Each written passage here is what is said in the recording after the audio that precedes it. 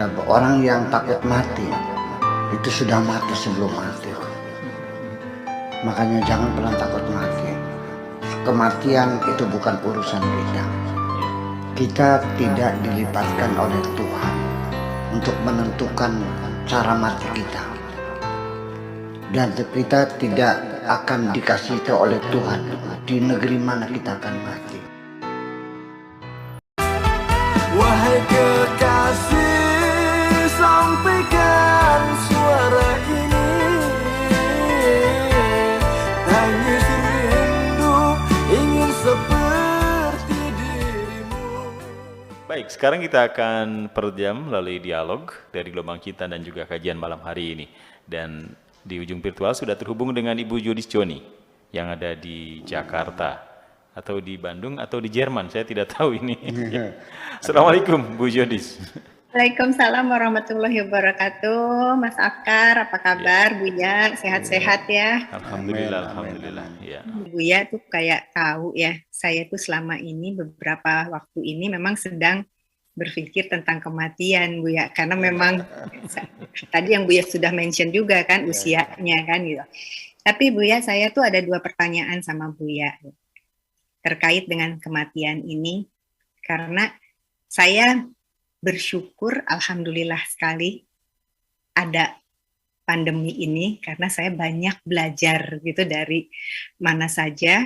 Khususnya saya banyak belajar kajian Buya. Saya tiap hari juga waktu bukan isoman sih, waktu itu waktu PPKM, saya selalu menonton Buya di YouTube ya. Tapi saya nontonnya di TV, jadi biar gede Buyanya. Terus nah udah gitu saya berpikir tentang kematian, memang itu saya berhenti kerja ya seperti Buya sampaikan, itu benar sekali, kita langsung mulai rasa apakah saya sudah siap apa belum, dan saya tidak tahu bentuk kematian itu seperti apa. Tapi sejak pandemi ini saya lihat kajian Buya dan dari guru-guru saya yang lainnya, itu memperingan sekali untuk saya sekarang menghadapi kematian. Saya tidak takabur untuk saya berani mati, itu tidak. Itu tapi kalaupun itu harus menjemput, saya sudah tahu ternyata kematian itu bukan akhir dari segalanya. Tapi kematian itu adalah salah satu bentuk kasih sayang Allah gitu buat saya. Jadi kenapa kalau saya disayang saya harus menghindar gitu. Walaupun tetap ada satu kewaspadaan. Hanya Buya tadi menyangkut untuk yang Buya sampaikan, kullu nafsin dha'iqatul maut. Semua yang bernyawa itu akan mati gitu. Tapi yang saya pernah mendengar dari kajian Buya sendiri bahwa kematian itu kan bukan mati itu Buya. Nah, karena Buya di sini ahlinya menjelaskan Al-Quran, saya ingin tahu sebenarnya arti yang sebenarnya itu seperti apa sih Buya? Gitu. Dan tadi karena saya bilangnya 2 pertanyaan ya Buya, jadi itu 1 pertanyaan yang tentang kullu nafsin dha'iqatul maut, itu tuh sebetulnya seperti apa arti yang sebenarnya. Kemudian yang kedua, ya memang kematian itu kan menyatunya kita kembali innalillahi wa inna ilaihi rajiun. Jadi kita datang dari Allah, kita kembali lagi pada Allah. Yang dibilang kembali itu apakah semua orang akan kembali ke haribaannya, atau memang ada yang dipilih untuk tidak kembali ke situ? Bagaimana dengan orang-orang yang mendahului panggilannya, misalnya yang bunuh diri gitu, Buya itu. Jadi 2 pertanyaan itu. Matur nuwun Buya, matur nuwun Mas Afkar. Ya, sama-sama. Iya, 2 pertanyaan Buya, silakan. Ini ada satu keajaiban ya, takbir Al-Qur'ani, ungkapan Al-Qur'an. Kullu nafsin dha'iqatul maut. Setiap yang bernyawa akan mencicipi kematian. Mencicipi, bukan berbenturan, bukan digilas, bukan dicekik, tapi dicicipi.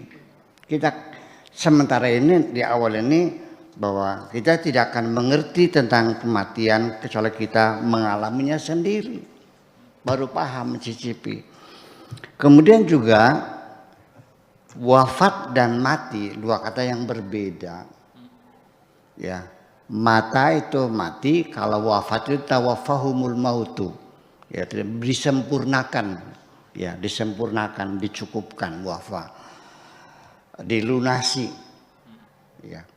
Nah, kemudian hakikat kematian sendiri dalam Al-Quran, wa idza asabatum musibatun qalu inna lillahi wa inna ilaihi rajiun. Apabila engkau ditimpa musibah, maka katakanlah kami ini adalah milik Allah, berasal dari Allah, wa inna ilaihi rajiun, dan kami ini akan kembali kepada Allah. Jadi hakikat mati itu sebetulnya kita kembali kepada Allah. Nah, sehingga itu jadi mestinya kita yakini bahwa kematian itu artinya meninggalkan alam dunia, kita kembali kepada Allah, kembali ke kampung halaman. Logikanya orang pulang itu sedih atau senang? Senang. Lah kenapa Anda sedih? TKW ya 5 tahun di Taiwan, sudah habis kontrak, ya kan, udah gaji dibayar semuanya. Ada kerinduan pulang enggak? Pasti. Nah, jadi ketika Anda ini tidak pernah rindu ingin pulang, ada apa sebetulnya? Di dalam dirimu ada apa enggak rindu pulang ini? Malah justru satu kabar yang menggembirakan sekali, beritakan pulang. Saya pernah mengalaminya, saya merantau 20 tahun saya di luar negeri, ada kerinduan. Begitu datang waktunya berbunga-bunga hati, bahagia sekali bahwa hari ini saya akan pulang ke Indonesia, ke tanah air. Nah, itulah persoalannya. Jadi innalillahi wa inna ilaihi rajiun. Saya ingin bercerita lagi, ya sudah pernah ceritakan tapi nggak apa-apa sih ulang lagi. Ini seorang novelis Mesir, namanya Yusuf As-Sibai. Dia sangat produktif sekali, ratusan novelnya yang begitu itu. Nah, salah satu bukunya itu namanya Israel. Buku novelnya namanya Israel. Saya penggal saja ceritanya adalah si Ahmad ini pergi ke rumah sakit untuk menjenguk kekasihnya yang sedang sakit di rumah sakit. Dia beli 2 kuntum bunga mawar merah, dibawa ingin diberikan kepada kekasihnya di rumah sakit di Abbasiyah Square di sana di kota Kairo. Ketika dia sedang menyeberang jalan, tiba-tiba tanpa sadar metro itu menabrak dia, ditabrak metro. Metro itu kereta kota ya, kereta itu. Jatuhlah dia. Nah, ceritanya si Ahmad ini secara sadar dia melihat dirinya sedang terlentang di tengah jalan, dikerumuni oleh orang banyak, ditutupi koran.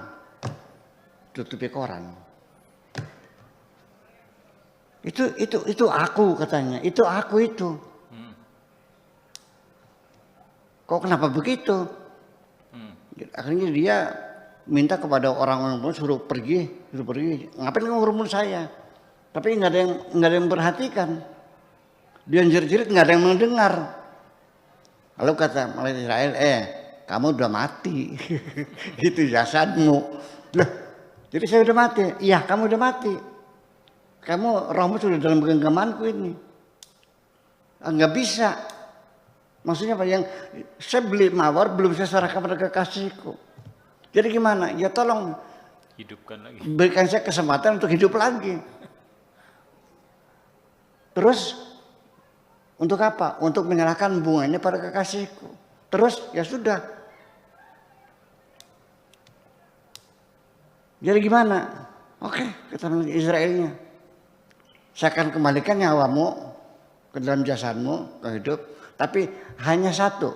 Hanya untuk menyerahkan bunga kepada kekasihmu. Setelah itu kamu mati. Oke, nggak apa-apa.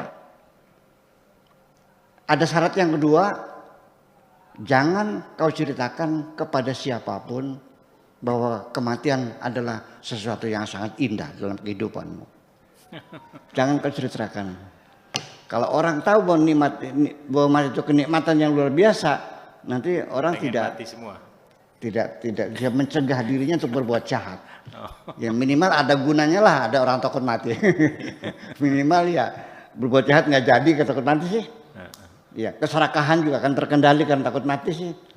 Kesadaran orang mati, zikrul maut itu salah satu untuk mengendalikan ambisi kita, mengendalikan keserakahan kita adalah ketika kita sadar akan mati. Akan tetapi akan menjadi negatif ketika menjadi ketakutan. Yang ada itu adalah kesadaran kita mati, bukan takut. Iya, jadi bukan kematiannya yang jadi masalah, rasa takutnya ini. Ya, itu menjadi psikopat nantinya. Itu tidak nyaman. Kalau kita melihat wajah istri sudah tidak menyenangkan lagi kan susah. Kalau kita melihat emas berlian nggak ada artinya lagi kan sudah nggak ada artinya hidup ini. Ya makan juga mungkin sudah tidak ada rasanya, semuanya itu akan kabur semacam itu.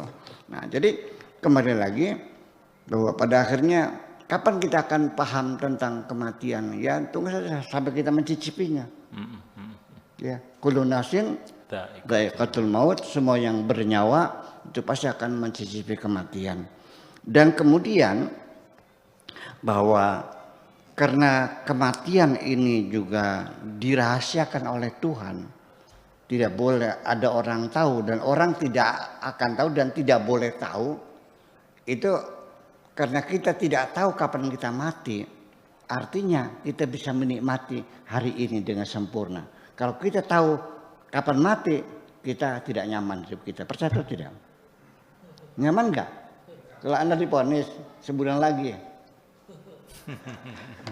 kayak orang ngontrak rumah, tinggal 1 bulan lagi, kalau nggak lunas masih keluar, enak nggak tidurnya? Itulah. Jadi mengetahui kematian tidak membuat kita nyaman. Jadi alhamdulillah kita tidak tahu matinya kapan, itu juga satu kenikmatan. Terima kasih. Ya, luar biasa. Sebuah misteri tentang kematian. Terima kasih Bu Yudi sudah bergabung dan memberikan pertanyaan pada malam ini dan sudah dijelaskan oleh Bu Yashan. Kekasih, sampaikan sesal ini.